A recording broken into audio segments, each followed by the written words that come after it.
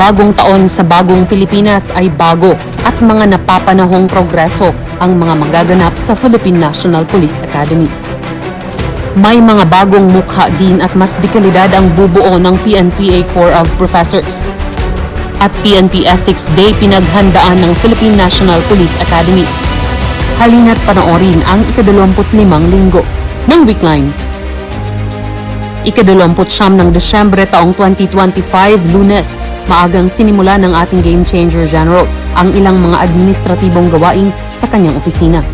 Sinundan ito ng pakikibahagi niya sa retirement honors na inihanda para kay Police Major General Christopher C. Birong, ang direktor ng Philippine National Police Training Institute, kung saan naroon si Police Lieutenant General Bernard R. Banac, the Deputy Chief PNP for Administration sa Camp Vicente Lim, Calamba City, Laguna. Martes, ika-30 ng Desyembre taong 2025, nakiramay ang ating Game Changer General sa funeral honors ni late Congressman and retired Police Major General Romeo M. Acop sa Haven of Angels Memorial Chapels and Crematorium, Antipolo City. Samantala noong Miyerkules, ika-31 ng Desyembre, bago ang araw ng bagong taon, ay siniguro muna ng ating Game Changer General ang mga kailangang tapusin ng mga administratibong gawain at pagkatapos ay nakiisa ito sa isinagawang New Year's Eve Mass officiated by Reverend Father Police Captain John Ralph S. Tiston sa Our Lady of Guadalupe Chapel sa loob ng PNPA.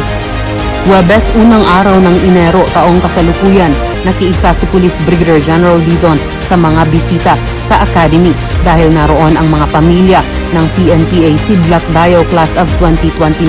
Ito'y bukal sa kalooban ng ating direktor na makapiling ng ating mga kadete ang kani-kanilang pamilya sa unang araw ng bagong taon. Pagkatapos nito ay naging abala naman si Police Brigadier General Dizon sa kanyang mga administratibong gawain. At noong Biyernes, pangalawang araw ng Enero taong kasalukuyan, naroon ang ating Game Changer General sa PNPA Conference Room upang busisiin ang final presentation ng preparasyon para sa 32nd PNP Ethics Day celebration, kung saan kasabay na ding pinag-usapan ang gaganaping New Year's Call to the Acting Director of the Philippine National Police Academy.